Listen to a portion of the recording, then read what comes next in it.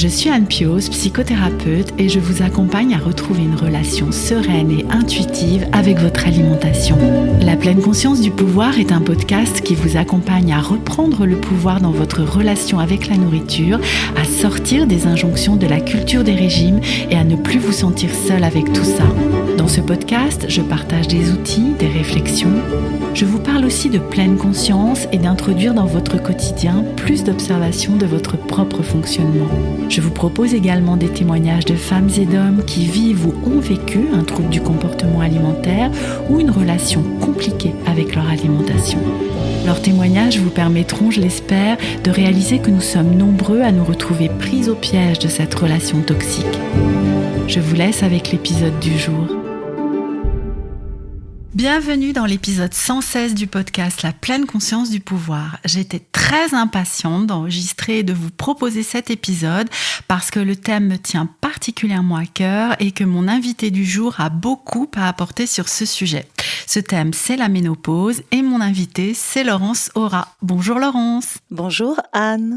Vous connaissez peut-être Laurence, qui est la créatrice du compte Instagram La Psy des Kilos et l'auteur du livre La Révolution Ménopause, paru aux éditions Solar il y a tout juste un an, en septembre 2023. Un livre si bienveillant, chaleureux et rassurant. Un livre qui nous aide à libérer la parole et surtout à en apprendre plus sur cette période parfois redoutée, parfois attendue, mais sur laquelle peu d'informations circulent. Une grande majorité d'entre nous n'ayant que peu d'idées de ce qui va se passer en elle à cette période. C'est bien pour cela que j'avais hâte d'évoquer la ménopause avec Laurence et avec vous. Femmes, hommes, quel que soit votre âge, vous êtes ou serez concernés par la ménopause. Laurence est psychologue et nutritionniste et les femmes qu'elle accompagne traversent ce processus de transformation et de bouleversement qu'est la ménopause avec beaucoup de questionnements et parfois d'inconfort, en particulier face à un corps qui se modifie. Ce tabou qu'est encore la ménopause nous traversera donc toutes forcément. En parler, mettre en lumière ce processus, telle est notre intention, ainsi que de combattre les idées reçues sur cette période révolutionnaire dans la vie des femmes. Merci Laurence pour ce livre et pour prendre la parole sur ce sujet.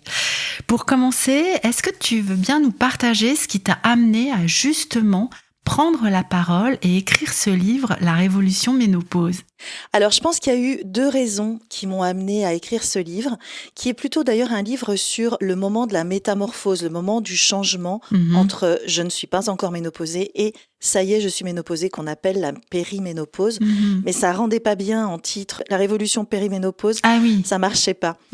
En fait, je crois qu'il y a eu deux choses. La première, c'est mon âge, mon parcours personnel, moi, qui m'a amenée à me poser des questions que je m'étais pas posées jusque-là. Et la deuxième, et sans doute la plus grande influence qui m'a permis de commencer à me poser des questions sur moi et qui m'a donné très envie d'écrire ce livre, ce sont mes patientes. Tu sais, il y a cette chose un peu étonnante qui est que tes patientes, globalement, ont les préoccupations de ton âge. C'est-à-dire que moi, aujourd'hui, je vois plus beaucoup de jeunes mamans qui viennent d'accoucher, qui ont des enfants petits. Je vois plus souvent de femmes qui ont une quarantaine, 45aine. C'est aussi les personnes qui me suivent plutôt sur Instagram. Donc, c'est assez étonnant de voir que finalement, tu as les patientes qui te ressemblent d'une certaine manière. Et donc, ces patientes à qui je demandais assez systématiquement, vous en êtes où quand elles étaient plus ou moins autour de la 45aine, 50aine? Vous en êtes où avec la ménopause? Et là, les premières choses qui m'étaient répondues, c'était ça. Alors, malheureusement, vous n'allez pas le voir, vous allez l'entendre, mais genre, j'en sais strictement rien, me répondait-elle de cette manière. Et je me suis rendu compte qu'elle ne savait même pas ce que c'était que la ménopause, elle ne savait pas ce que c'était que les symptômes. Et donc, je me suis dit, c'est pas possible, en fait, personne ne leur parle de ça. Quand je leur posais la question, j'étais la première à évoquer cette question auprès d'elle. Donc, ni le médecin généraliste, ni le gynéco, Donc, je me suis dit, mais attends, c'est pas possible. Et toi, au fait, qu'est-ce que tu sais là-dessus? Eh ben, moi, je savais rien. Je savais juste, parce que je l'avais constaté avec mes patientes précédentes, que par rapport au poids qui est souvent au centre de nos rendez-vous avec mes patientes, que par rapport au poids, il y avait l'idée reçue qu'on ne pouvait plus maigrir après la ménopause, que c'était comme si voilà, ton corps, il allait rester bloqué dans l'état dans lequel il était à ce moment-là. Et que mes patientes m'avaient prouvé que non, il y avait encore des évolutions possibles du corps, des évolutions morphologiques dans les deux sens d'ailleurs, maigrir, prendre du poids, que rien n'était figé et que donc on était dans un continuum corporel et de santé et non pas dans des moments comme ça qui rigidifieraient tout par rapport à ce corps. Oui, et c'est d'ailleurs, tu le disais, ces préoccupations corporelles, mais on va y venir parce que ton livre est séparé en 3 parties, en fait, et je trouve intéressant vraiment la façon dont tu as articulé ton propos dans le livre. Donc, si ça te va, on va les dérouler. Et effectivement, la première partie, elle parle d'une révolution corporelle, sans oublier, de ce fait, les injonctions à la minceur d'une génération. Enfin, je sais pas si tu vas être d'accord avec moi, mais qu'on a soupé, notre génération qui arrive à la ménopause et qui vient de traverser la ménopause, a déjà soupé de ces injonctions autour d'un corps mince, en fait. Donc la ménopause arrive par là-dessus, avec cette potentielle prise de poids. On a soupé dans les deux sens d'ailleurs. On a beaucoup mangé, oui. On a marre, mais aussi a beaucoup fait autour de cette injonction de la minceur, donc arrive aussi avec toute son histoire, tout le bagage, de son rapport à l'alimentation, d'informations brouillées entre le corps et la personne, et toute son individualité corporelle, parce que c'est ça qui est troublant, mais en fait, toi tu le sais, moi je le sais parce qu'on est psychologue, mais c'est à quel point finalement chaque parcours de vie au sens large est individuel et singulier, comme c'est compliqué de faire des cas généraux de ces parcours si singuliers. Donc, tout ce qu'on va dire, évidemment, doit être nuancé. Un de mes mots préférés. Oui. Nuancé par le fait que chacune va vivre ce qu'elle va vivre. Et donc, on va parler peut-être de symptômes que certaines ne ressentiront jamais. Ça veut juste dire qu'elles sont différentes des autres et que chacune est différente. Les intensités des symptômes vont être différentes, leur durée va être différente. Et donc, ça permet aussi de se rendre compte qu'il y a un sujet sociétal autour de la ménopause, qui est la troisième partie de mon bouquin. Il y a un sujet psychologique, il y a un sujet corporel, mais que surtout, il y a un sujet très individuel.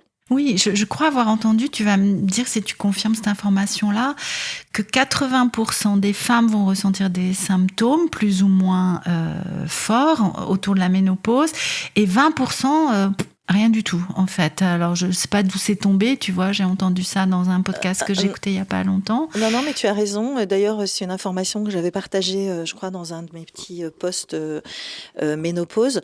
Oui, 80% ressentent plus d'un symptôme. Ah, oui, c'est encore plus précis là, pour le coup. C'est ça. Et 20% ne ressentent rien. Donc c'est vrai que moi je vois régulièrement des commentaires, notamment sur tout ce qu'on fait autour de la ménopause, de femmes qui disent « Ouais, enfin ça va, c'est quand même pas, faut se calmer avec cette période. » Ah oui, alors si tu fais partie des femmes qui n'ont rien ressenti, je comprends que tu trouves ça un petit peu aberrant.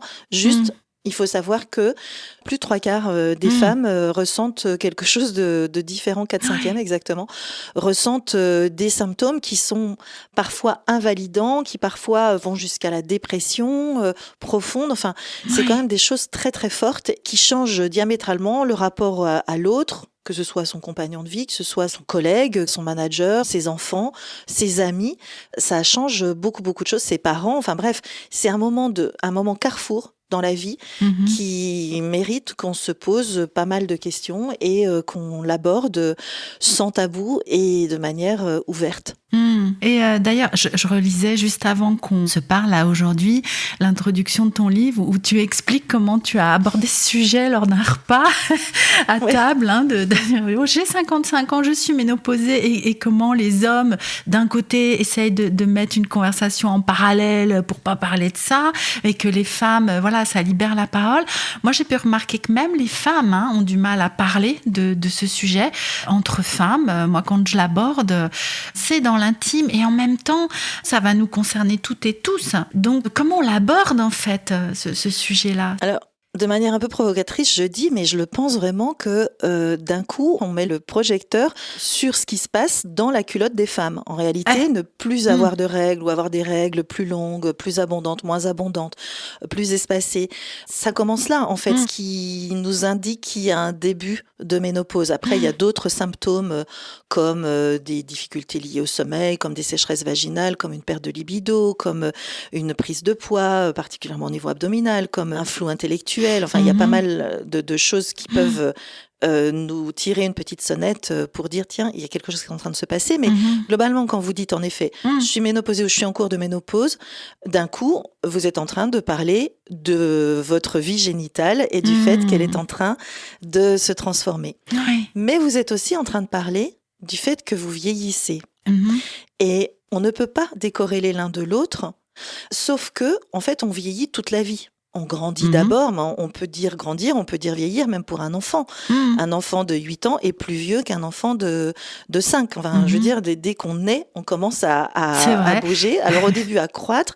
Et si on considère que le vieillissement est un processus de décroissance, d'une certaine manière, d'involution, bah ça, c'est à partir de 22 ans. À partir du moment où on arrive à l'acmé de la croissance, on décroît.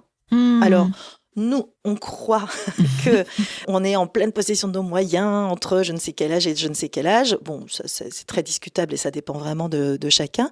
Mais la réalité, c'est qu'on perd des neurones à partir de 22, 25 ans, que notre métabolisme commence à changer à partir de ce même âge. On ne fabrique plus autant de tissus. Enfin bref, il y a des tas de choses qui commencent à changer. Donc, en réalité, là encore, on est dans un processus dynamique, évolutif et le marqueur entrée dans la ménopause n'est qu'un marqueur de plus, mais de plein d'autres marqueurs que vous avez commencé à voir. Enfin, moi, j'ai pas commencé à voir apparaître mes rides. D'abord, j'ai pas su exactement quand j'étais ménopausée, mais quand bien même, j'ai pas commencé à les voir apparaître à ce moment-là. Mes cheveux ont commencé à blanchir à 29 ans. Donc, c'était un marqueur fort et je les ai laissés blancs dès cet âge-là. Donc, c'était un marqueur fort et évident de ma transformation liée à un vieillissement de mon corps. Et il y en a plein d'autres, lâchement des tissus, les seins qui tombent. Ça n'attend pas la ménopause ou la périménopause. Donc, c'est pour ça que quand tu disais tout à l'heure, quel que soit votre âge, vous serez un jour concerné, je pense qu'on gagnerait à entendre parler de tout ça et à préparer tout ça bien avant du moment où ça devient quelque chose qui est subi et qui est, pour certaines femmes, violent. Oui, et d'autant plus que tu évoquais certains des symptômes. Je pense que peu d'entre nous savent que ces symptômes sont en lien avec la périménopause ou la ménopause. En tout cas, cette période charnière, en fait. Tu parlais du brouillard cognitif, par exemple. Moi, je l'ai appris il y a peu de temps, l'état dépressif, tout ce qu'on peut mettre sur le dos d'autre chose, finalement, et qui peut être plus ou moins soulagé par potentiellement un traitement de la ménopause. Ou par d'autres choses d'ailleurs, par d'autres manières de vivre sa vie, mais en prenant en compte le fait que, ah oui, c'est peut-être lié. Ce que je trouve assez compliqué dans ce moment de périménopause, c'est que quand je disais que c'était un carrefour, c'est un moment où les enfants ont grandi et on dit plus les enfants grandissent, plus les problèmes grandissent avec eux. Et c'est vrai que parfois, c'est des moments où ils sont dans des incertitudes de vie, de choix, des peines de cœur phénoménales, des moments là aussi un peu dépressifs. Ça, c'est pas toujours un long fleuve tranquille d'accompagner des enfants qui peuvent aussi être dans le moment où ils quittent le nid, avec tout ce que ça signifie aussi de changement radical. Aujourd'hui, c'est l'anniversaire de mon fils. Il a 24 ans. Oh, bon anniversaire. À toi aussi. Oui, exactement. Mais c'est drôle parce que cette année, c'est la première année, je crois, où je n'ai pas pris ma journée pour moi. Comme quoi, ce n'est plus mon bébé, c'est plus mon enfant. Mais je lui disais tout à l'heure, en lui souhaitant un bon anniversaire, il vit plus avec nous depuis déjà plusieurs années, que en fait, c'est très troublant d'être le parent d'un adulte autonome. Alors, ça paraît ridicule quand on le dit comme ça. Oui, c'est évident, ma pauvre fille, bien sûr qu'ils grandissent, les enfants, et qu'on les fait même grandir pour ça, pour qu'ils s'affranchissent. Mais je suis contente d'avoir oublié cette année de préserver cette journée parce que ça veut dire que je suis adulte et je deviens une mère d'un adulte, c'est-à-dire une adulte face à un adulte. Et c'est vraiment un processus qui, je sens, là, est en train d'aboutir. Et c'est ce que je voulais, et c'est ce qu'on voulait tous les deux d'ailleurs, qu'il ne soit plus considéré comme un enfant, que je ne sois plus juste sa mère en tant que toute puissance maternelle, en tant que c'est moi qui sais, c'est moi qui suis là pour te nourrir, pour subvenir à tes besoins. Enfin voilà, tout ça, ça se lâche, mais c'est un processus évolutif, comme je le disais là aussi, et qui a commencé sans doute à partir du moment où il a quitté pour la première fois la maison. Donc, je ne sais plus exactement à quel âge, mais si, en 2019. Donc, il avait 19 ans, il en a 24 aujourd'hui. Et je sens que tout ça, tu vois, je l'ai mis en place petit à petit, aussi avec son aide, parce qu'on en a discuté ensemble, parce qu'on a décidé de ce qu'on voulait faire de notre relation d'adulte à adulte. Mais voilà, typiquement, quelque chose qui peut être très dur à vivre dans une période très émotionnelle où on est à vif, lié à tous les chamboulements hormonaux qu'on subit, mais aussi à vif en raison de la situation qui est vécue. Et je parle de ça, mais je pourrais être en train d'aider mes parents, je pourrais être en train d'être licenciée d'un boulot, je pourrais avoir des difficultés conjugales. Et c'est vrai que on a tendance à mettre tous les symptômes sur toutes ces raisons d'exister extérieur, plutôt que de se dire, mais attends, il y a peut-être un truc en moi qui vient accentuer ces symptômes, qui vient compliquer la manière dont je les perçois, dont je vis ce que je vis là pour l'instant, des burn-out, des choses comme ça. Voilà, je trouve que c'est ça qui est compliqué, c'est de démêler tout ça. Et tant qu'on ne se pose pas la question de qu'est-ce que je comprends de ce qui m'arrive, je pense qu'on passe à côté et qu'on vit le tourbillon et le maelstrom encore plus violemment. Et justement, les femmes qui... alors, tu disais que c'est une question que tu vas aborder avec elles, quand elles sont dans cet âge qui peut concerner la périménopause. Une fois la surprise passée, parce qu'elles s'attendent peut-être pas à cette question, et voilà, qu'est-ce qu'elles attendent de toi? Qu'est-ce qu'elles viennent te rapporter dans justement cette révolution, que ce soit corporelle ou psychique? Peut-être on viendra après, au niveau sociétal, l'image de la femme. En fait, c'est très mêlé. Il a fallu que je les détache les uns des autres pour que ce livre soit lisible. Et d'ailleurs, la partie corporelle est souvent vécue assez violemment par mes lectrices.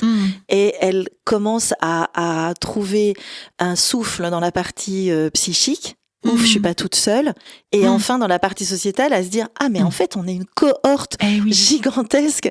Et donc, en général, quand elles finissent le livre, elles m'écrivent pour me dire, et j'ai encore reçu ça hier, et ça me fait hyper plaisir à chaque fois, ah là là, votre livre m'a fait du bien parce que je ne suis pas seule. Et de se sentir appartenant à un ensemble, c'est extrêmement important. Donc, finalement, en réalité, c'est difficile de séparer dans notre propos une chose de l'autre, même si on peut revenir de façon plus accentuée sur chacune de ces parties.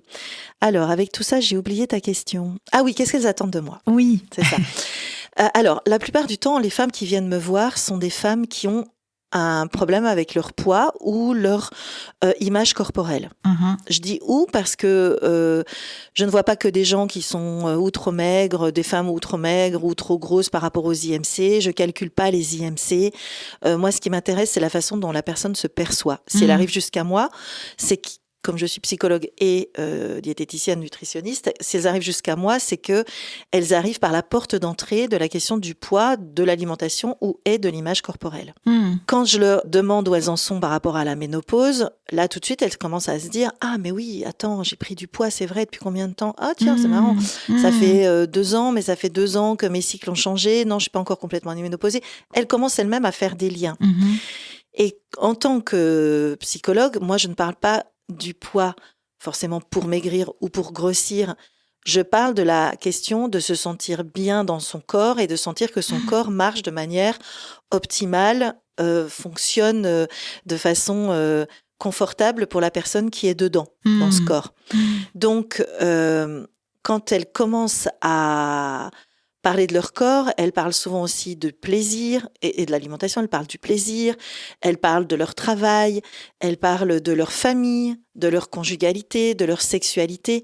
Donc en réalité, on arrive très vite sur plein de sujets qui sont impactés par la ménopause. Le travail, donc le flou intellectuel, les enfants qui s'en vont, donc le syndrome du nid vide, leur sexualité, donc la perte de libido, éventuellement la sécheresse vaginale, le fait qu'elles ont du mal à en parler à leur conjoint, qu'elles se forcent éventuellement, ou bien elles se forcent plus, mais ça crée une espèce d'état d'incompréhension entre le conjoint et la femme en question. Donc finalement, on aborde par plein de portes d'entrée, mais qui sont autour de la question du corps et du mieux-être dans le corps, toutes ces questions-là. Et oui, tout ça, c'est complètement imbriqué, effectivement. Exactement. Ouais. J'aime beaucoup quand tu parles de la façon dont tu abordes cette relation au corps, en fait, et au corps qui évolue. Alors, tes patientes ne font pas tout de suite le rapprochement avec la ménopause, donc comme tu disais, ça leur donne une piste en fait d'exploration, mais d'aller au-delà d'essayer de changer quelque chose, comment je vis avec ce corps qui change et qui se transforme. C'est pas forcément des pistes au sens, voilà, faut aller par là et comme ça vous allez perdre du poids. C'est leur donner des éléments de compréhension d'un corps qui évolue et de travailler avec elles sur déjà l'acceptation de cette évolution, parce qu'elle est, on l'a dit, elle est inhérente à l'état de vie. D'ailleurs, la seule chose qui est figée dans la vie, c'est la mort. Donc, c'est clair. Il y a un moment où vieillir, c'est aussi prouver qu'on est vivant. C'est la condition sine qua non au fait d'être vivant. Mais oui, merci de cette... c'est pas une image, c'est pas une métaphore, de cette vérité. Oui, qui a l'air totalement frappée au coin du bon sens. Mais d'ailleurs, dans mon livre, alors je le reprends là, j'ai cité Simone de Beauvoir, qui, dans La vieillesse, dit... La vie est un système instable où à chaque instant, l'équilibre se perd et se reconquiert. La loi de la vie, c'est de changer. Cette phrase, j'ai trouvé qu'elle était tellement juste, tellement joliment dite. Cet état d'équilibre qui se perd et se reconquiert veut pas dire je vais redevenir comme avant. Et se reconquiert, c'est-à-dire on sent bien qu'il y a le travail de conquête, d'aller au-devant de cette presque de cette terra incognita, tu vois, ce pays que je ne connais pas encore. Et pour moi, la ménopause, dans laquelle on vit quand même 40% de sa vie, en étant ménopausée. Mais oui, maintenant que tu le dis. Mais oui, on vit longtemps à l'heure actuelle. Oui, mais ça aussi, je trouve que c'est important. Il faudrait faire des slogans, parce que, mais oui, 40% de notre vie, effectivement. Oui, c'est ça. Donc, et on y viendra tout à l'heure au niveau sociétal, mais t'imagines l'importance que ça a. On vit 40% de sa vie en ménopause. On peut pas juste être invisibilisé d'un coup de crayon. Hop, t'es plus en vie génitale, tu sers plus à rien pour fabriquer des bébés et participer à la survie de l'espèce, tu n'existes plus. Si j'existe encore 40% de ma vie, c'est presque la moitié, c'est énorme. Et comme la longévité va encore augmenter, je pense qu'on va pas être loin des 50%. Mais oui. Donc, je trouve que le fait d'avoir accès à cette espèce de révélation de quelque chose que si on réfléchit 2 secondes, on connaît tous. On est tous capables de faire une soustraction et un pourcentage de combien représente le temps de vie. Mais je t'avoue que moi, je suis tombée de ma chaise le jour où j'ai découvert ce chiffre, où j'ai fait ce fameux calcul. Je me suis dit, waouh, mais c'est dingue, j'aurais jamais imaginé. Parce que on trimballe aussi nos propres, tu le sais aussi bien que moi, nos propres représentations, nos propres croyances. Et pour moi, c'est vrai que avant, au-delà de 50 ans, au-delà de la retraite, on n'existait plus vraiment. Ah oui, en parlant de la retraite, si la retraite se maintient à minimum 63 ans, voire 65, ça veut dire que ménopausée, on va travailler pendant encore 15 ans. C'est-à-dire un tiers de sa vie professionnelle totale. Donc les gars et les femmes qui sont dans les entreprises, rappelez-vous que pendant 15 ans, vous serez tous et toutes en état de travailler, en état de fabriquer de la valeur, qu'elle soit intellectuelle ou physique, alors que vous serez ménopausée. Oui. Donc, je trouve que comprendre, avoir la révélation de tout ça, avoir ces informations, pouvoir se situer à l'intérieur de ce continuum, c'est déjà énorme. Moi, ce que j'entends, c'est souvent que les femmes se disent ah, mais alors je suis pas coupable de ce qui m'arrive. Je suis fatiguée, fatigable, j'ai besoin de dormir beaucoup plus qu'avant. Je dors mal, donc je suis fatiguée, fatigable, donc je suis en flou intellectuel. Et tout ça, c'est pas de ma faute. Tu sais, on a tendance à toujours mettre tout sur le compte de la personne. Il faut qu'elle ait la volonté de maigrir, il faut qu'elle ait la volonté de faire du sport, il faut qu'elle ait la volonté de bosser jusqu'à tel âge, il faut qu'elle ait... Oui, mais il y a des moments où le corps est ce moment-là de transformation du corps, j'insiste, ce moment de périménopause, pas la ménopause, le moment de périménopause qui nous fait arriver à la ménopause, là, ces 5 années, 7 années qui entourent ce moment. Certes, c'est long, mais c'est un moment de transformation pendant lequel notre corps part dans tous les sens. S'il fallait le comparer, pour moi, le plus comparable, c'est la puberté. Exact. Notre corps, il part dans tous les sens à la puberté. Il prend des seins, le pénis s'allonge, les poils qui poussent, les formes qui changent, les garçons qui se trouvent trop maigres, ceux qui se trouvent trop ronds. Il y a les filles qui se trouvent trop de poitrine, qui ont des formes trop de femmes trop tôt, qui sont pas encore mentalement prêtes à assumer ça. Les dépressions liées à la ménopause, oui, les deux. Aussi. À la puberté.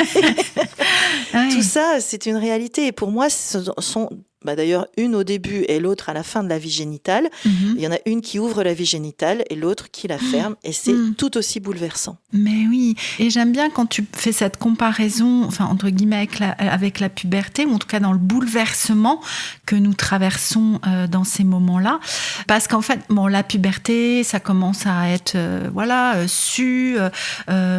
pas banalisé, c'est pas le bon mot, mais tu vois, on sait que c'est bouleversant pour si on parle des jeunes filles, pour les jeunes filles avec ce corps qui se transforme, les jeunes garçons aussi, les adolescents aussi, mais en tout cas nous en tant que femmes, on traverse ça, mais à la ménopause, on n'en parle pas de ça, ça n'existe pas, c'est complètement invisible. Alors pourquoi ? Parce que en tant que maman, quand on a son enfant ou n'importe, un instit, un prof, quand on a un médecin, nos enfants qui traversent ces périodes, on les a connus, on les a vécus, alors de façon singulière aussi, chacun à sa manière, mais quand on a vu, je sais pas, son frère manger comme 4 à 17 ans, le jour où on a son fils qui mange comme 4 à 17 ans, on se dit, oui, en fait, il doit y avoir une logique, tous les jeunes garçons mangent comme 4 à 17 ans, donc, une grande partie. Nous, qui arrivons à cette période de périménopause, est-ce qu'on a des mères qui nous ont parlé de leur ménopause ? Et non. Pas du tout. Il y a une vraie lacune de transmission sur cette question de la ménopause, parce que, pour les raisons qu'on évoquait tout à l'heure, un peu de honte, un peu d'intimité, un peu de vieillissement, un peu de... Faut pas parler de ces trucs de bonne femme dans les générations précédentes, et encore... Nous, notre génération, a pas eu d'informations concernant les règles par leur mère, plutôt par leurs amis, par les cours éventuellement de SVT dans lesquels on en parlait encore. Je sais même pas, on parlait de l'appareil génital, mais je suis même pas sûre. Oui, à l'époque, je suis pas sûre. Ouais, moi non plus. À l'heure actuelle, on parle des règles dans les cours de SVT, mais on parle pas de ménopause. Même à l'heure actuelle. C'est-à-dire que ces jeunes gens qui ont 13 ans aujourd'hui, si la société civile prend pas la main sur le fait de casser ce tabou, aujourd'hui, ils n'auront pas d'informations sur comment un corps évolue au-delà de la vie génitale. Et oui, mais tu vois, même d'une manière générale, il y a peu d'informations, il y a surtout des injonctions autour du corps qui évolue, puisque nous pouvons avoir cette croyance que le corps va rester le même, en fait, de la puberté jusqu'à la mort, finalement, et être en lutte constante, surtout, je pense, en tant que femme, pour maintenir un corps qui reste dans une forme, un poids qui ne serait censé pas vieillir, ce que tu disais tout à l'heure. Donc là aussi, il y a du boulot. Ouais, c'est notre grand dada, toi et moi, cette histoire d'injonction. Oui, alors d'autant plus que le prisme change, c'est-à-dire que jusqu'au moment de la fin de la vie génitale, globalement, jusqu'au moment où tu n'es plus une reproductrice, il faut rester mince, avoir l'air jeune, pour être désirable et être potentiellement fertilisé, ensemencé. Ensemencé. Mon Dieu, oh là là. Mais oui, mais enfin, il y a ce côté-là quand même, tu vois. C'est-à-dire que tu dois être aimable, on va dire, pour faire ça plus joli, mais en vue de quoi ? En vue de la survie de l'espèce et en vue de pouvoir te reproduire. Bon, tu dois être jeune, belle, mince, le triangle infernal. À 50 ans, tu es... par le fait des âges, plus tout à fait jeune, mais tu dois avoir l'air jeune, tu dois rester belle, mais plus pour être fécondable, mais cette fois pour rester en bonne santé. Donc le prisme, il a un peu changé, tu vois. Alors rester en bonne santé à la fois pour toi, pour vivre de longues années en forme, bien sûr, qui n'a pas envie de ça, mais aussi pour la société. Parce que si tu n'es pas en bonne santé, si tu continues à fumer, si tu continues à grossir, si tu as un syndrome métabolique, si tu deviens obèse, si tu as des problèmes cardiovasculaires, tu vas coûter cher à la société. Mais oui. Déjà que tu sers plus à rien, si en plus tu coûtes cher. Donc ça nous met quand même toujours dans des schémas dans lesquels, et moi je le vois, je vois la transformation des demandes qui étaient « je veux redevenir mince », parce que je veux rencontrer quelqu'un, je me plais mieux dans ce corps plus mince, mais aussi, sans le savoir, inconsciemment, je réponds mieux au canon esthétique, blablabla. Oui, mais là, mon médecin me fait peur, j'ai pris du poids, il me dit qu'il ne faut pas grossir à la ménopause, c'est le pire parce que les problèmes cardiovasculaires arrivent, parce qu'on rejoint les risques des hommes dans ce type de maladie. Et donc, parce que je risque de plus facilement tomber malade, avoir un cancer, avoir ci, avoir ça. Donc, il faut que je maigrisse pour ma santé. Pour ma santé. Et je me demande même s'il n'y a pas un côté encore plus délétère à cette injonction de rester en bonne santé qui doit passer par la minceur et qui, de toute façon, va repropulser les femmes exactement dans tout ce qu'elles ont connu depuis leur plus jeune âge. Mais oui, et du coup, c'est impossible de s'en sortir, en fait. Je constate aussi ça complètement dans l'évolution du discours. Généralement, je ne sais pas pour toi, mais les personnes qui arrivent vers moi connaissent mon positionnement autour du culte de la minceur, autour de la lutte contre cette culture de la minceur. Donc, mais tu peux pas lutter contre la santé. Eh ben, c'est ça. Tu peux pas lutter contre la santé. Donc, il y a toutes ces croyances aussi à ce niveau-là. Et on en reste dans il faut, en fait. Ça, ce sont les injonctions. Et ça nous met, nous qui luttons contre les régimes, contre la minceur à tout prix, contre l'amaigrissement à tout prix, ça nous met en... Alors c'est bien, c'est intellectuellement intéressant, ça nous met aussi dans une posture qui est obligatoirement différente, puisque ça nous oblige à aller chercher avec nos patients, les personnes qui nous font confiance, les bénéfices secondaires de leur corps, les raisons qui les font manger de façon... ou anachronique ou pas en résonance avec leurs besoins corporels, d'aller réinterroger ces envies de manger émotionnelles et d'aller travailler sur cette question de l'acceptation du corps qui change. Alors là, la chance qu'on a, quand même, c'est que, ça peut être des images repoussoires aussi, mais moi je l'entends souvent chez des femmes qui me disent « je veux surtout pas devenir comme ma mère », où elles ont l'impression que leur mère s'est laissée aller. Enfin, tu vois, on a toujours un peu ce truc de « t'as pas eu assez de volonté à un moment donné », et puis elles ont toujours une copine qui est mince. Mais d'autres quand même qui ont grossi ou qui ont pris un peu, surtout d'ailleurs celles qui ont toujours tenté de rester minces et qui, à un moment donné, se font rattraper par ces changements du corps. Mais enfin, tu regardes n'importe quelle personne un peu plus âgée que toi et tu vois bien que les peaux se relâchent, que les visages se rident, que la peau se fripe, qu'elle s'assèche, qu'elle s'amincit, qu'elle tombe. Donc tu les vois, les changements. Enfin, je veux dire, tu sais, on voit régulièrement passer sur Instagram ces espèces d'avant-après ou d'évolution au fil du temps d'acteurs ou d'actrices célèbres. Bon, même des gens qui peuvent être communément trouvés beaux, enfin, je sais pas moi, un Brad Pitt, oui, force est de constater qu'il a changé entre l'âge de 20 ans et les presque 60 qu'il a aujourd'hui. C'est une évidence. Après, on peut me dire, oui, mais il est encore plus beau, il est moins beau. C'est pas le sujet. Non. Le sujet, c'est le changement. C'est ça. La beauté, c'est totalement subjectif. On peut trouver que je sais pas qui va s'être... amélioré en vieillissant, des femmes, des hommes d'ailleurs, vont avoir pris une espèce de maturité dans le visage, dans les traits. Bon, voilà, qui seront... Mais ça restera toujours un avis subjectif. Complètement. Et d'ailleurs, ces avis sont souvent très différents entre les hommes et les femmes. On dit communément d'un homme qui vieillit bien ou qu'il acquiert une certaine maturité, que voilà, une espèce de maturité séduisante en fait. Oui. Bon, au-delà de 50 ans, nous, on va être un peu l'image de la grand-mère au coin du feu ou je sais pas. Oui, alors Alors, ça bouge, c'est marrant parce que tu sais, il y a ces expressions 50, c'est le nouveau 60, 40, c'est le nouveau 50. Enfin, c'est-à-dire que je trouve que, bah voilà, moi j'ai 56 ans. Alors, de deux choses l'une, ou je fais mon âge. Et voilà, j'ai 56 ans, mais de fait, ma vie, mes activités ne sont pas celles de la grand-mère au coin du feu. D'ailleurs, je suis pas grand-mère non plus, mais ça changerait rien. Ou alors, je ne fais pas mon âge et il y a souvent des gens qui pensent, qui te font plaisir en te disant, ah, tu fais pas ton âge. Mais en fait, c'est pas le sujet. Le sujet, c'est comment je me sens moi à l'intérieur. Si tous les matins je me réveille, quelqu'un en ce moment en ayant mal au genou, je sais pas quoi, ben je les sens mes 56 ans, je m'en fiche de pas les paraître. En fait, c'est quoi mon être par rapport à mon paraître? Mais oui, mais c'est toujours cette question de revenir, oui, tu le dis très bien, à l'être et à te sortir de l'injonction au paraître, que ce soit, hein, nous l'avons dit, autour de la forme du corps, de l'âge, enfin, et c'est cette confrontation aussi, cette période de la ménopause.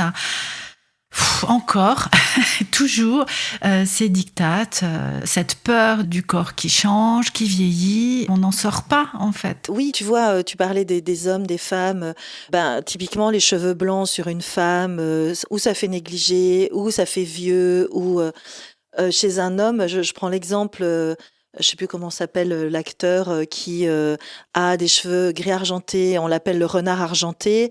Là, on dit de Laetitia, la princesse d'Espagne ou la reine d'Espagne, je sais pas ce qu'elle est exactement, qu'elle se laisse aller parce qu'elle a une mèche de cheveux blancs dans sa chevelure. Rien à voir dans la façon dont on est perçu socialement. Et là, on bascule sur la partie, la troisième partie, la partie sociétale. Mais la société attend de nous quelque chose que le corps et que la vie ne peut pas faire. Et on le voit bien avec ces autres figures là qui nous effraient, d'actrices qui se sont, ou d'acteurs hein, d'ailleurs, Mickey Rourke entre autres, mais qui se sont déformés à force de vouloir rejoindre une espèce de jeunesse perdue quand leur corps ne disent pas du tout la même chose. D'ailleurs, à ce propos, j'avais vu un film dans lequel il y avait Robert De Niro et Al Pacino, je crois. Ils étaient là les deux sur cette période, enfin tu sais, toujours un peu les films de Scorsese là qui se passent dans les années 20, 30. Et en fait, on les suivait sur un long temps de vie, mais ils avaient décidé d'utiliser l'intelligence artificielle pour rajeunir leurs traits, mais garder leur corps, leur expression, leur voix, ce qui donnait un visage jeune sur un corps vieux, enfin sur un corps oui, de leur âge, de leurs 80 ans quasiment ou carrément. Et je me souviens que tout le monde disait « Ah, c'est extraordinaire, c'est génial et tout ». Et moi, en fait, je regardais ce film et je n'arrêtais pas de me dire « Mais il y a une désynchronisation, enfin quelque chose qui ne colle pas entre leurs mouvements, la façon dont ils bougent leur corps, dont ils marchent, etc. et leur visage tout jeune dessus. Ça collait pas, tu vois. C'est décalé, oui. Et donc, tu peux vouloir rester jeune de visage, admettons que ça marche, admettons qu'un jour, je sais pas, on puisse coller un masque IA qui fait de nous des traits tout jeunes, j'en sais rien, j'ai n'importe quoi. À un moment donné, notre corps, il raconte aussi notre vie, mais notre visage d'ailleurs raconte notre vie, raconte ce qu'on a traversé. Notre corps, il est un témoin de notre passage dans la vie. Il n'est pas juste un support, il n'a pas juste une fonction de nous permettre de bouger, courir, danser, machin. Les vergetures des femmes qui ont eu des vergetures pendant leur grossesse, elles sont des témoins, elles sont des marques d'un existant. Et moi, je trouve ça beau aussi, toutes ces marques et ces changements. Le fait qu'on n'ait plus le corps... Ou tu sais, des fois, tu vois des femmes dans la rue, elles ont un corps très juvénile. Tu dis, bon, je sais pas, elle a peut-être 25 ans.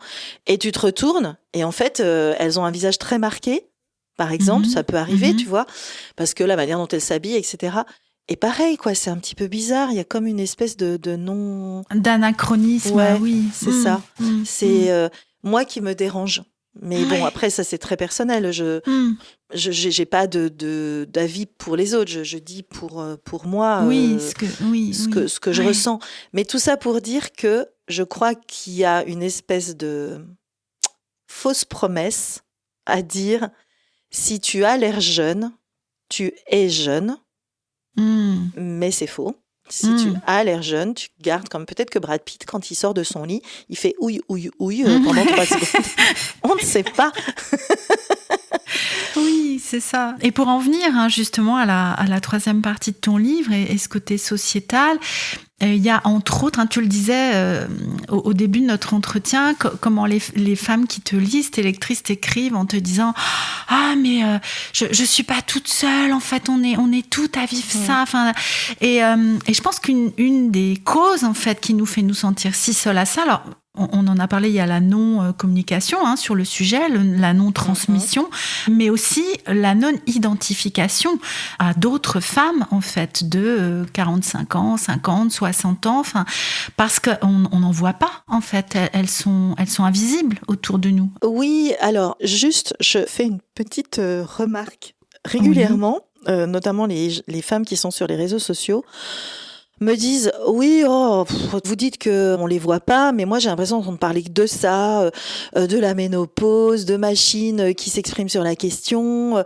d'avoir du contenu là-dessus. Oh là là, au contraire, j'ai l'impression qu'on parle plus que de ça. Alors, faut quand même juste comprendre que les réseaux sociaux ont un système algorithmique qui pousse des contenus en lien avec les contenus que tu regardes. Mais tu le sais très bien, puisque tu es aussi sur les réseaux sociaux. Mais ce qui fait que si demain je me mets à regarder des contenus avec ne serait-ce que 1 ou 2 de peintres impressionnistes, je vais avoir plus l'impression qu'il y a plus que 7 peintures dans le monde. Si je regarde un DJ électro, je vais avoir l'impression qu'il n'y a plus que cette musique qui est produite dans le monde. Et de la même manière, si quelqu'un me suit, si je fais un peu de contenu ménopause et que cette personne a aimé mes contenus, l'algorithme va lui pousser des contenus ménopause. Moi, quand j'ai écrit ce livre, c'est-à-dire l'année dernière, en 2023, je l'ai écrit entre janvier et août 2023, j'ai cherché des livres, j'ai cherché des comptes Insta, j'ai cherché qui s'exprimait. Tout est dans mon livre. En fait, tout ce que j'ai trouvé, je l'ai mis dans mon livre tellement il n'y en a pas beaucoup. Voilà, j'ai pas dû faire des choix. J'ai tout pris. Mais non, il n'y a pas grand-chose. Vous êtes très peu, en fait. On est très peu à écrire sur le sujet. Alors, en plus, moi, j'écris avec une posture qui est particulière, qui est celle d'une professionnelle de santé. Donc, j'écris à travers les femmes que je reçois, pas à travers mon témoignage, et comme si j'étais une espèce de bêta testeuse de la périménopause. Je m'y suis mise dedans, mais je m'y suis mise comme un élément parmi plein d'autres, et j'avais vraiment à cœur de citer et de m'appuyer sur des histoires vécues pour parcourir ce qui se passe dans le corps, ce qui se passe dans la tête et ce qui se passe dans la société. Mais vraiment, j'ai cherché des représentations, il y en a très très peu. Alors on va me dire, oui mais regarde Karine Viard, elle continue à tourner, elle a 5 ans. Oui, Karine Viard, voilà, tu peux m'en citer une. C'est comme les actrices grosses. Tu vas m'en citer Michel Bernier et sa fille, je ne sais plus comment elle s'appelle, peut-être, parce qu'elle fait une série, ou Marie de Berry. Bon, voilà. C'était vraiment une exception, en fait, dans la représentation. Exactement. Et le fait que ce soit exceptionnel prouve bien à quel point on n'est pas du tout dans une représentation d'inclusivité, mais pas seulement par rapport au corps. Là, je parlais du corps, mais par rapport à l'âge, on parlait de l'âge, mais par rapport à la couleur de peau, par rapport au type de cheveux, par rapport... Non, il y a pas, en réalité, il y a des petites tentatives un peu pour se faire croire qu'on est inclusif pour pas mal de marques, et puis après, l'inclusivité, elle est dans tous les sens, c'est-à-dire que c'est pas seulement dans ce que j'affiche en tant que pub, ou en tant qu'une vidéo, c'est aussi qu'est-ce que je mets dans mes magasins, c'est aussi quels produits je propose, à quel âge. Quand on a des personnes qui ont plus de 80 ans qui parlent de l'audition, par exemple, voilà, typiquement un des éléments qui peut changer avec la périménopause, ménopause, enfin, arriver à la soixantaine, on devrait tous aller voir un gériatre entre 60 et 65 ans. C'est le mot qui fait peur, là. Ah, bah, tu vois, ta réaction, c'est la même que la ménopause. C'est ça, c'est ça. Oh là là, c'est le médecin des vieux. Alors, moi, j'en avais discuté longuement avec un gériatre, parce que j'avais fait une intervention dans le salon des seniors. On est senior à 65 ans, quand même. Ah oui. Et en entreprise, on est senior à 45. Oh, mon Dieu, mais c'est horrible. J'avais déjà entendu ça, mais c'est horrible. Donc, Enfin, c'est horrible parce que c'est connoté, en fait. Parce Exactement. que senior, surtout pour les hommes, senior dans une entreprise, c'est plutôt valorisé. Pour les femmes, il me semble que c'est une autre paire de manches. Exactement. Quand même. Là aussi, on est invisibilisé. C'est-à-dire Oui, que tous les postes seniors de direction et compagnie sont essentiellement tenus par des hommes. Les femmes, ça fait belle lurette qu'elles ont atteint le plafond de verre et qu'elles bougeront plus. Et qu'elles croisent les doigts en se disant pourvu qu'on me colle pas au placard, pourvu que je garde mon poste.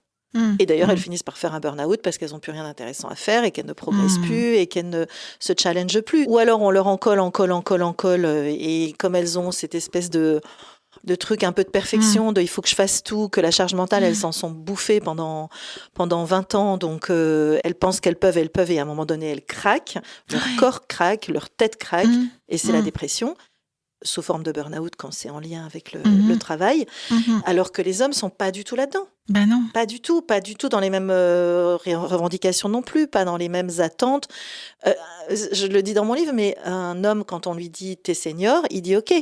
Qu'est-ce que tu me donnes à manager? Comment tu reconnais cette seniorité? Les femmes, elles sont je vais continuer à faire ce que je fais et puis j'espère que tout va bien aller. Donc, c'est vraiment quelque chose à deux niveaux. Je pense que la société changera pas si nous-mêmes, on ne porte pas ces revendications, qu'on ne casse pas ce tabou, qu'on ne se permette pas de parler de la ménopause. Ou alors si les femmes entre elles, elles en parlent pour dire « Ah, j'ai pris des kilos, j'ai pris du ventre, c'est l'horreur et tout. Ça fait chier. Toi, comment tu fais? Pourquoi t'as pas pris? Quelle est ta méthode miracle? Comment je vais faire pour éviter de continuer à prendre ?» Voilà. Mais globalement, sinon... C'est tout. C'est tout ce qu'elles échangent. Surtout dans les niveaux les plus hauts de la société. Il y a une sociologue qui s'appelle Cécile Charlap qui a fait sa thèse sur la question de la périménopause, ménopause et qui en a fait un bouquin puis qui a écrit un autre bouquin là-dessus, La fabrique de la ménopause et Ménopause, idées reçues. Et elle montre que on parle beaucoup plus facilement de la ménopause dans les catégories socio-professionnelles moins élevées et que là aussi on a une espèce de réticence, plus on augmente dans les catégories socio-professionnelles et moins on parle de l'intime, moins on parle des contingences corporelles. Il faut être une espèce d'esprit éthéré. Oui, c'est ça. Ah oui, c'est à cause de ça. Ok, nous ne serions qu'intellect, esprit. Et le corps, c'est sale. Le corps, c'est sale. Le corps, ça vieillit. Le corps, ça grossit. Or, c'est pas ce qu'on veut. Non, parce que c'est un marqueur de catégorie socio-professionnelle que de rester mince. Mais oui. Et pour en revenir, parce que tu m'as titillé avec cette histoire de gériatre, parce qu'après, c'est moi qui t'ai emmené sur autre chose, mais tu disais, alors on devrait... oui, alors moi j'en avais discuté avec ce gériatre qui était un jeune gériatre et je lui avais dit, je me pose la question, parce que pour moi gériatre, c'est quand tu es plus autonome et qu'il faut mettre en place des choses... Et il m'a dit, mais pas du tout, en fait on devrait tous... Comme on fait, si tu veux, un check-up à 50 ans, mammographie, éventuellement cardiologue, bref, qu'il y a un peu ce moment où on se dit, tiens, ça vaudrait peut-être le coup d'aller voir de quoi je pars, et une analyse biologique pour savoir un peu comment vont tes marqueurs. Eh ben, il m'a dit, entre 60 et 65 ans, c'est bien d'aller voir un gériatre, non pas parce que vous sentez que vous êtes diminué, mais pour savoir... éventuellement, ce qui peut être mis en œuvre, d'abord vérifier l'audition, vérifier la vue. Il y a souvent des gens qui sont mal corrigés parce que ça fait longtemps qu'ils se corrigent plus en se disant ça bouge plus beaucoup, qu'entendent plus très bien, mais qui renaclent au fait de faire un vrai... Tu sais, l'oreille, elle continue à grossir. Je sais pas si tu as remarqué, mais les personnes âgées, elles ont souvent des oreilles beaucoup plus grandes au fil du temps. Ah oui. Non, j'ai pas remarqué. Si tu prends des photos, je sais pas... si tu as eu la chance ou tu as la chance de voir tes parents vieillir, si tu prends des photos de quand ils étaient jeunes et la taille de leurs oreilles et après, le nez et les oreilles continuent à grossir. Ah, ça alors. Puis, plus le visage qui souvent s'émacie. Donc, évidemment, en rapport, il y a quelque chose. Mais bref, tu peux avoir ton oreille qui grossit même de l'intérieur. Et donc, si tu as un canal auditif qui est petit, tu peux avoir plus de mal à entendre parce que tu as comme des espèces de boursouflures internes. C'est pas grave. Ça peut être opéré, mais en soi, c'est pas grave si ça ne te gêne pas. dans ton audition. Tu vois, c'est pas forcément une perte au sens de la dégradation de ton audition, mais il y a des choses qui sont mouvantes toujours, ça change. Et il faut chercher un nouvel équilibre. Et donc, pour tout ça, moi, je me suis promis avec mon mari que nous irions voir un gériatre entre 60 et 65 ans pour faire un état un peu des lieux. Tu sais, tu as les yeux aussi avec des glaucomes ou la cataracte. Enfin, tu vois, des choses qui peuvent s'opacifier, changer et qui améliorent la qualité de vie quand elles sont prises en charge. Bon, écoute, rendez-vous dans quelques années alors. C'est ça, mais je pense que c'est bien aussi de le détabouiser. Oui, mais c'est ça. Finalement, c'est aussi un message plus global, en fait, que nous avons envie de transmettre autour de cette période de la périménopause, ménopause. Et je suis en train de voir qu'on va bientôt se quitter, Laurence. Et voilà, qu'est-ce que tu voudrais absolument dire avant qu'on se quitte ? Enfin, s'il y a le message le plus important ou quelque chose qu'on n'a pas encore dit que tu souhaiterais partager là. Vraiment, ce que j'ai à cœur de transmettre, c'est que le bien-être ne se compte pas forcément en chiffres, qu'on peut être en surpoids et se sentir bien et être en bonne santé, et que on est une unité, une singulière, comme j'ai dit tout à l'heure, mais qui fait partie d'un tout, d'un ensemble, et que cet ensemble peut nous affaiblir avec les injonctions, les dictates, par exemple, mais peut aussi nous rendre très forts.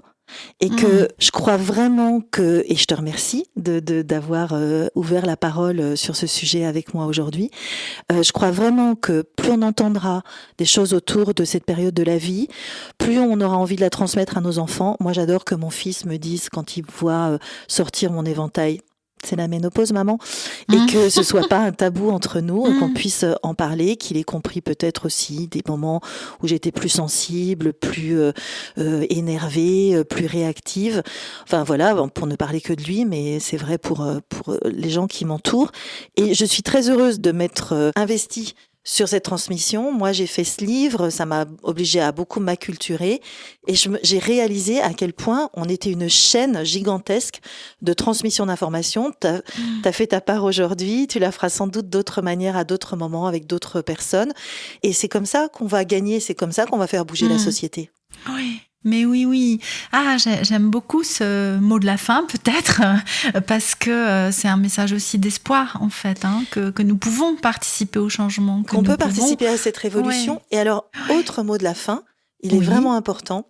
Quand mes patientes me disent « je me sens plus seule » et surtout « je me sens soulagée », libre après avoir lu ce livre, c'est ça que je veux dire, c'est que le passage est compliqué, mais que l'arrivée sur cette terre inconnue est une arrivée en fanfare, c'est-à-dire que il y a plus de liberté, il y a moins de contraintes, il y a moins de charge mentale, il y a plus d'envie, il y a plus de projets, il y a plus de dynamisme. En fait, on récupère tout un tas de choses qu'on avait perdues pendant le temps de l'installation de la ménopause.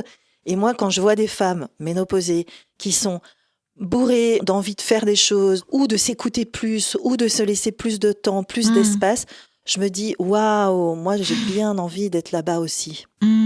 Et j'aimerais donner envie aux femmes.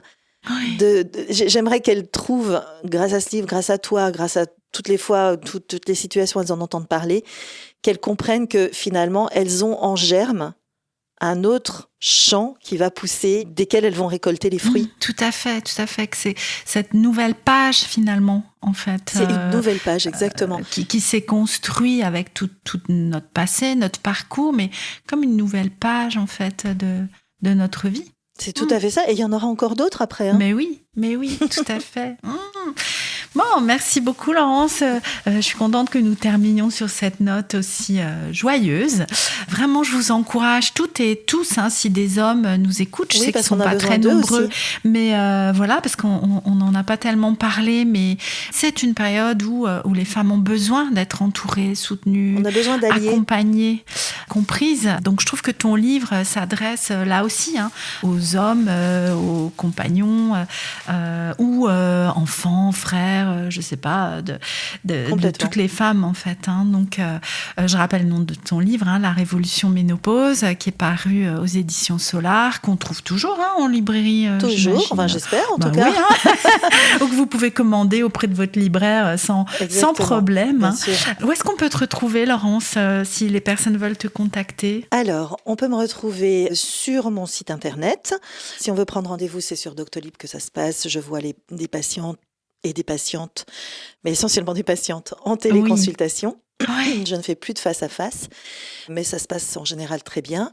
Il y a sur mon site le lien avec Doctolib et il y a mon compte Instagram, la Psy des kilos. La Psy des kilos. Donc on peut mettre Laurence Sora, mais sinon la Psy des kilos et en général on me trouve. J'aime bien aussi ce moyen de communication qui permet d'aborder des choses différemment, de façon évidemment plus ramassée, mais on peut aussi avoir des échanges dans les commentaires. Et moi j'appelle mes followers des flowers, des petites fleurs.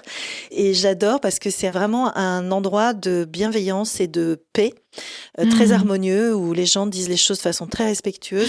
J'ai jamais eu affaire avec des haters ou des gens comme ça. Donc voilà, si vous voulez rejoindre le champ de petites fleurs, c'est là que ça se passe. Oui, dans une communauté très bienveillante, effectivement. Ouais. Nous mettrons bien sûr tous les liens dans la description de l'épisode. Je te remercie beaucoup, Laurence, d'avoir pris ce temps pour partager avec nous. Et puis, je te dis peut-être à une prochaine fois sur le podcast. Avec grand plaisir. Merci beaucoup pour ton écoute et pour cette balade qu'on a faite ensemble. Merci à tous de nous avoir écoutés. J'espère vraiment que cet épisode vous aura inspiré. Vous savez où me retrouver, où retrouver Laurence. Je vous dis à très bientôt pour un prochain épisode. Et n'oubliez pas de le partager surtout autour de vous. Je pense que ça peut permettre, comme on le disait, de diffuser et de partager autour de ce sujet qu'est la ménopause, qui n'a pas à être tabou et qui représente vraiment une révolution, mais pour toutes et tous, finalement. À très bientôt.